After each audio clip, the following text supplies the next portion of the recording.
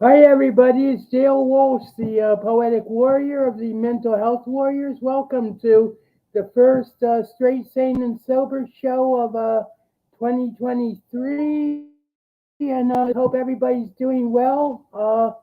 Everything's good with me. I hope you had a great holiday season and you're back in the swing of a new year and everything's good. And today I'm doing a solo show. I'm just going to for I always say that I'm going to do this for the final time, but this is going to be the New Year's review of not only last year but also my own history and what entailed what was entailed in getting me to be a mental health warrior. And we'll be right back, and I'll start with a poem. So,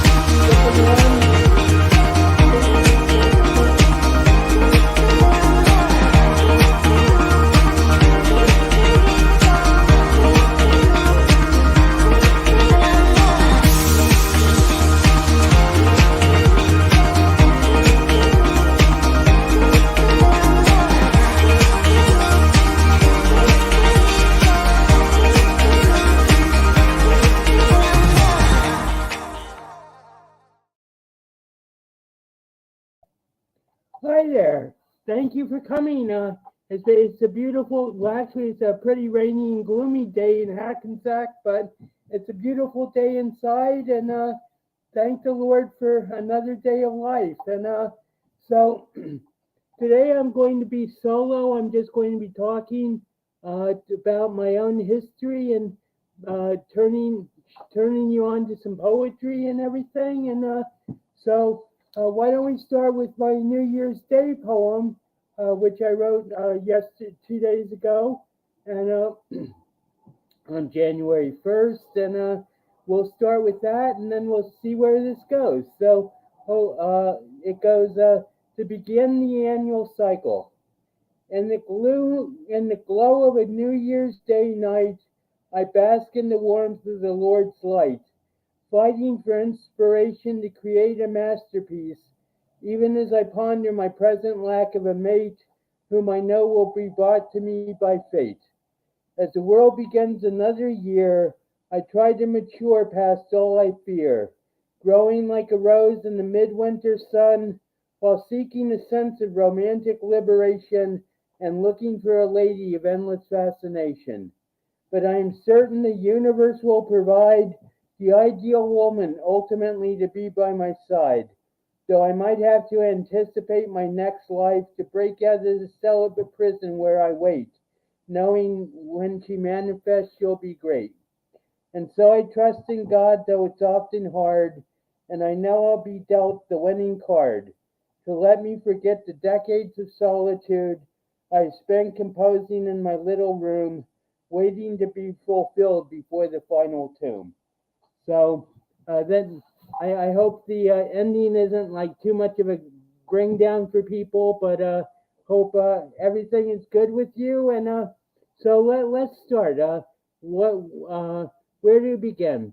To begin, I was born in Midland, Texas, and I moved to Abilene when my mother divorced and remarried at the age of 1. So I never knew my bio dad until the age of 26 when he got in touch with me. We'll get to that in a little while. But so I had an ideal childhood in Abilene, Texas. I had the only pool in the neighborhood. It was like the height of the baby boom situation. So I had like probably 15 to 20 peers within 5 years of me in the surrounding neighborhood of 3 blocks. And as I said, I had the only pool in the neighborhood. So during the summer, my house would be the hub of the whole neighborhood, and everybody would come over. We'll collect cards. I wish I had my baseball card collection now because I wouldn't have to worry about money if I did. But in fact, one baseball card I had was a Mickey Mantle rookie card, and that recently sold for I think $12 million. So just an idea, and I had probably like 3 to 5 thousand baseball cards of all vintage players from the 50s and the early 60s until I left Abilene because my mother again divorced and remarried, and I moved to New York City. So went to New York City, lost my baseball card collection, but began collecting comic books, and that's another thing that I've lost over time. But if I had my comic books and my baseball cards, I'd be living in Derek Jeter's castle that he's selling. But so I went to boarding school, went for 4 years, and people say, were you a problem? I said, no, actually, I just got the best education I could, and then I went to Ivy League Dartmouth College, and I had a successful freshman year academically, but I was like doing an awful lot of drugs, not just marijuana, but hallucinogenics like LSD and mescaline and magic mushrooms and all sorts of things that people don't talk about these days, but still do. And so I went I had a B plus A minus average in upper level courses because my education in high school had been so good. But the summer of 1975, I came to I, all the drug use and all the pressure of the Ivy League and everything culminated in my having growing into what was called a schizophrenic delusional psychosis, where I was walking around Dartmouth College telling everybody, "Hi, I'm God," and then seeing, which I really meant as a joke because I would say it and then I would see how long it was before I burst into hysterical laughter because how could God be 5'8"? So unfortunately, authority thought I'd flip my cookie. Can't have people walking around in the 70s saying they're God without intervention. So one Tuesday, I was a successful Ivy League student, and next the next Tuesday, I was in a mental hospital in New York City with a roommate named Gabriel, who was very deferential towards my mother, Mary, whose second husband's name was Joseph, and who ultimately married the judge. So, this might be confirmation bias. I don't know if you know what confirmation bias is, but basically, confirmation bias is that your brain will believe anything, will find evidence to support any belief you have. So I figured out I was God, uh, and I meant it as a joke, but on a deeper level, I felt it was true, which was the real problem. And but as time went on, my belief that I was God was reinforced more and more by the circumstances of the reality in which I was living. So not only did I have a roommate Gabriel and my mother Mary and Judge and Joseph, but I also I got out of the mental hospital in New York City, and I came to a program under the direction of one Dr. B, who was a Sudanese Italian uh,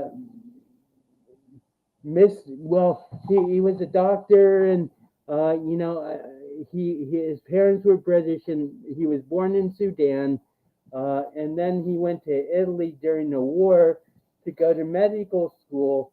And people said that people always said that one of my delusions was that he was a fascist. So the fact is that he when he was in medical school 1942 in Italy. He was studying to be a brain surgeon, and his brain surgery professor was Mussolini's personal physician. So, as I say, confirmation bias. I don't know. That's what he always swore was true. So I don't think he had any reason to lie. And then 17 years after after the war, he was in Venezuela, and then he came to Hackensack, and set up his program. And he really was a great guy. I mean, we might have had different philosophies, but and I felt that like in a lot of times he was, suppressive of me and repressive of me, and that's why I was put in the hospital for 9 times. But my therapy has been a blessing and a curse. It's been uh, very enlightening, and the work that I've done on myself because of my therapy has been very helpful and gotten me to a point of recovery that very few other schizophrenics, because that was my diagnosis, have achieved. And I've been dealing with schizophrenia for 47 years since 1975. So, in that way, I feel very fortunate just in the first place to have survived that long, because most schizophrenics that I know don't reach the age of 67. So, God bless. Thank God for that. And so, anyway, I went on my God way. I came to the program. I was in the program for 5 years. The program was like a very intensive psychiatric community. It was a live-in program. We all had dinner at the same time at 6:15. His Dr. B's wife was a saint, and she ran the practical things of the program, whereas Dr. Bonanno took care of the therapy.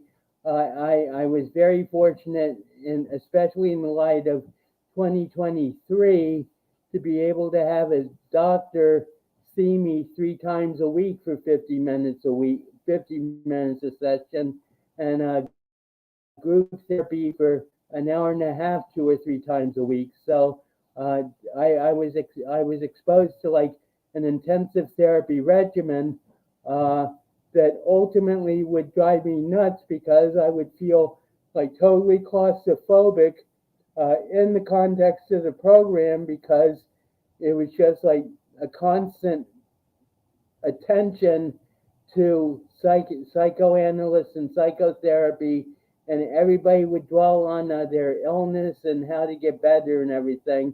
And it would like drive me nuts, because I'd want like a normal situation. I'd like a situation where people weren't talking about being sick all the time and everything. So consequently, I would like go to the hospital. I would have, quote, an episode, a psychotic episode, and I would go to the hospital just for the joy of meeting other people and everything. So even though these people were obviously like not normal, they were normal in the context of what I was doing, because they weren't in the program and everything. So one of the things that I do, I wanted to become a writer at the age of 10, and I wrote 6 novels before I graduated from college, and we'll get to that in a sec. And then I became a poet. So I have an archive of 4,000 poems that I've written since 1985, and I have 2 introductory poems, and I'll give you one now. It's called Dale Reviewing What Actually Happened. And it goes like this. Hi, I'm God was a joke I made after Killer Dartmouth toke of some primo Ivy League smoke, which apparently caused me to croak, because in mental hospital I awoke with roommate Gabriel, the main bloke, who did my delusions angelically stroke, while clinicians claim my brain broke the moment divine gag I spoke, testifying I was only big quack, which clinicians diagnosed as psychotic attack, preventing me from getting sanity back until I came to Teaneck Hackensack to pursue resident therapy program track and deal with my evident lack of reason among psychiatric patient pack who never gave me any slack. Under interrogation, the story didn't crack. So, one of the I, I consider myself extremely lucky to have come out of my psychosis and my schizophrenia as together, as integrated and happy as I am. But there's a thing called agnosognosia where a person doesn't realize, doesn't comprehend that they're sick, and I suffered that for basically 10 years because I saw nothing wrong with saying I was God. I mean, uh, I still don't see like why I got the reaction I did. I understand that it was a symptom of psychosis, but uh, you know, on the other hand, there is a divinity in every person, and uh, when I was in the midst of my psychosis, I really like tried to prove that I was God, and of course that's an impossible task, and nobody to go with that. Uh, but nonetheless, I felt that I wanted to live a unique life, and everything I did was directed towards living the unique life that I could to prove the my specialness as a person and even as a divine being. So, not instead of going the normal route of school, then jobs, then marriage, and house, and family, I was sort of taken out, and I feel I created a alternate reality in Teaneck, Hackensack City with THC, which I also call the holiest city. Teaneck and Hackensack are connected by a bridge in New Jersey, and it's just outside my doors. So, but Teaneck, Hackensack City, the holiest city, I feel I've been here since 1976. So I'm going on my 43rd 47th year in Hackensack, and I feel that the reality that I've created is like actually better than the reality of the normal Earth, and so that might be delusional. But one thing that I was going to say is that part of my delusion was the need to be God. It wasn't just like I wanted to be God and I thought I was God. It was like it evolved into the need to be God for whatever reason, whether it's just to prove that God is as an entity does exist for the atheist, or whether it was more a sense of this mission that I had to like transform the world in a way that has never been done before. But uh, eh, uh, so I got to the program, and my immediate challenge was to marry Emmylou Harris. I might be dating myself, but a lot of people probably don't know who Emmylou Harris was. But she's a country pop singer who is very beautiful and has gotten a lot of accolades over the years and everything. But I was obsessed with marrying Emmylou on the bicentennial, July 4th, 1976, because on July 4th, 1975, I saw a concert with her, and I got backstage and I gave her a peach because I told her she was a peach, and so she said thank you and everything, and this like began a delusional snowball in my own mind that I was going to marry her, and that this is a common symptom of schizophrenia, is this belief that someone who's famous, is in love with you and everything. So uh, what finally happened was I got in touch with her and I sent her a letter, and her stage manager and the roadies like basically threatened me if they saw me again. They said they wanted to get me in a closet and beat me up. So that sort of broke my delusion and made me realize that it wasn't happening with Emmylou. And then she married her producer, and that was really the final straw because I said to myself, how can anybody marry their producer? So, uh, but this began a romantic quest that continues to today of trying to find the one woman who is destined to me. I've never been married. I've never had like a situation, a romantic situation last more than 7 months in actuality. So uh, consequently, part of it is the result of my diagnosis and my fear of like getting involved, and a lot of it is just like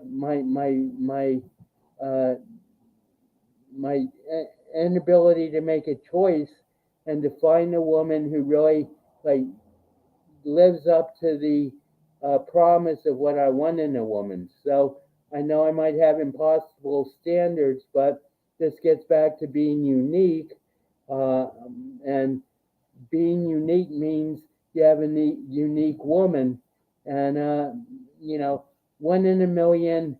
There are like 700,000. With 8 billion people, there's a 1 in a million is a 1 in 8,000 people, 8,000 women, and I'm looking for a unique one, the one of a kind out of the 8 billion. So I haven't found her yet, but I have faith in the Lord, who I realize I'm not. Um, my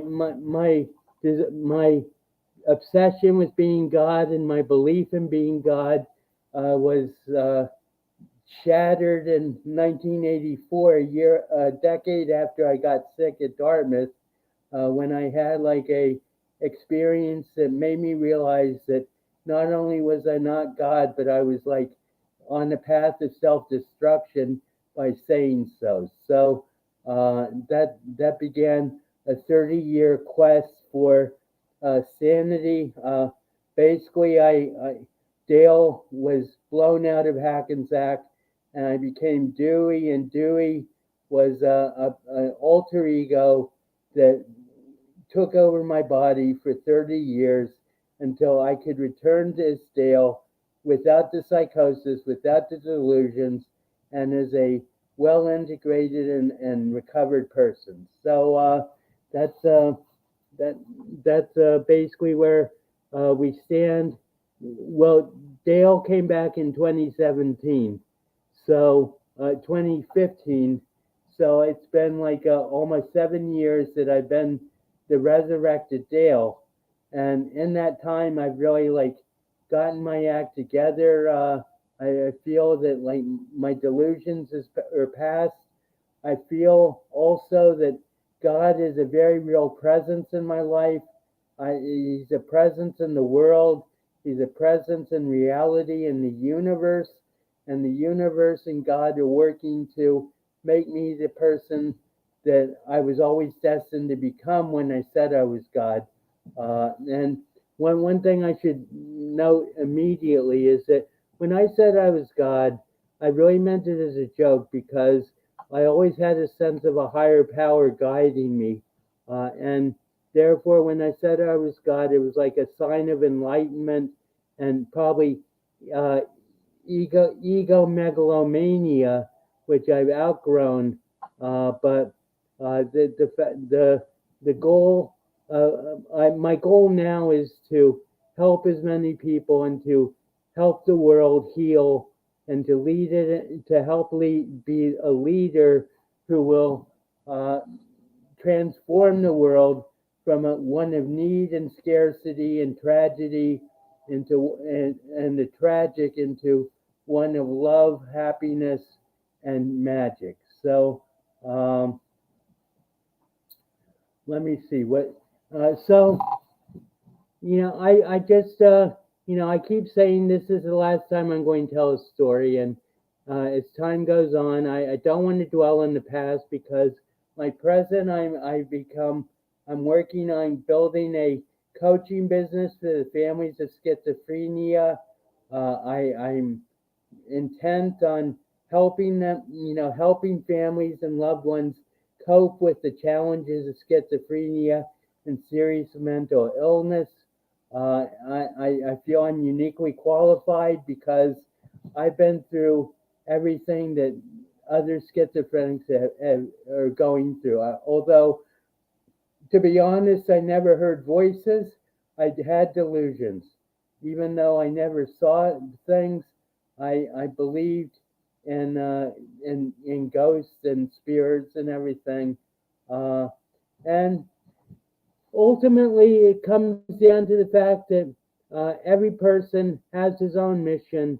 Every person has a purpose on Earth.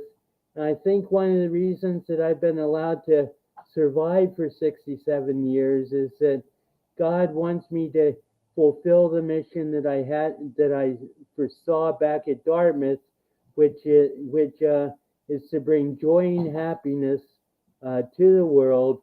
And for a long time, I wasn't joyful and I wasn't happy because I just felt that like psychiatry had like basically beat all the joy and all the happiness out of me because I let it happen to myself. So ultimately, the the goal is to be as full, as abundant, and as fulfilled as possible. And fulfillment comes through helping other people. And I also am I'm in training to become a financial planner, so that I can integrate my schizophrenic coaching into a coherent package because um, general health involves economic or financial health. And unless you got that covered, then unless you got the financial health covered, then you can't really be happy because it's extremely hard to be happy when you're broke. And that's something that I've learned in the last 45 years. And that's why I'm becoming a financial planner and growing my knowledge of finances and the things that can help people financially as well as psychically and emotionally and spiritually. And ultimately, spiritual growth is the most important growth. You can have a lot of things, but if you don't have your spiritual act together, then you aren't going to be happy. And I know people say, well, life wasn't made to be happy. Life was made to find purpose and to grow and develop and to contribute. And I agree with that. But happiness is a byproduct of contribution and love and caring and gratitude and faith. And the need for these things is becoming more and more dire or more and more extreme as the polarization of life of forces between the good and the evil get further and further apart, and then it becomes more and more obvious who are the good guys and who are the bad guys, and the good guys are going to win, but it's going to be a fight. The what's known as the parasitical elite are holding on to power they've had for thousands of years, and they aren't going to let it go easily. But the growth and the growth towards Christ consciousness and towards higher consciousness in the world is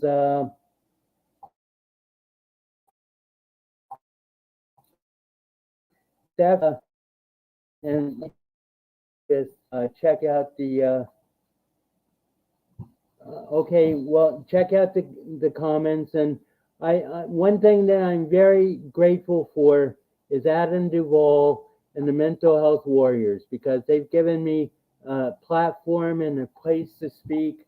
I don't know if you're a regular viewer of Straight, Sane, and Sober, but the whole platform of the Mental Health Warriors on YouTube, we have like probably 7 different shows, and they all are like extremely informative and helpful.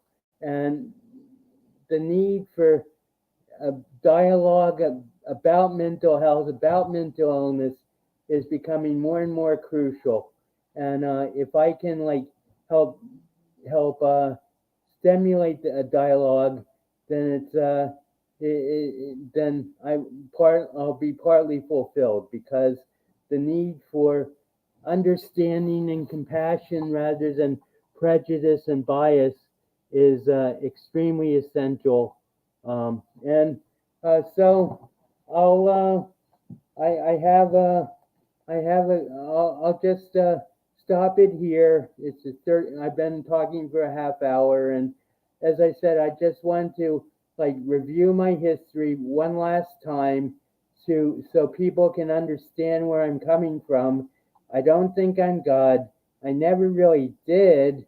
Well, I did to a degree, but there was always the healthy side of me that said, you're just an instrument of God.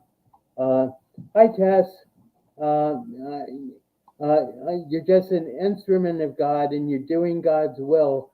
And if you say you're God, then you're doing it in a non-egotistical, uh, generous way, because you want to get attention. I understand that I want to get attention because I feel that I am a unique individual. I've lived a unique life, but on the other hand, every human is unique. Every human is God. Every human has the capacity to change the world. So I don't think that I'm being out of line when I say that I want to transform the world, because the world is ready to be transformed. So this is a poem from my collection, Fossil Fuel for the Brain. You can get my poetry at Amazon.com. Just put in the search bar, go to books and put in the search bar Poetry Collection by D.E. Walsh. That's my initials, the Do. I am the Do. I wrote a piece called The Do God Manifesto, and in my more delusional times, I used to refer to myself as Lord Do God. So, but let me this is a poem I think was written probably in like 2017 or so, and it's New Year's Day reflection. It goes, reflection on New Year's Day. I live in the upper echelons of fantasy, hoping for a muse to inspire the poetry by which this life is defined, who shall be good friend, partner, and true love, to entice me to thoughts of happiness I long to experience, as I sit solitary in this room, waiting for an unknown female to call me on the silent phone, on which I seek to exchange words of desire with the one I have forever dreamed the perfect existence, hand in hand upon a tropical beach as black sands and mad surf, while lost in reverie of sweet and devoted amour, as I pass this way with anticipation of intense passion on this planet of a disappointing reality. I don't think Earth is a planet of disappointing reality. Like Earth is a planet of infinite potential and beautiful things. So just thank you very much for listening. I think I'm going to end it here.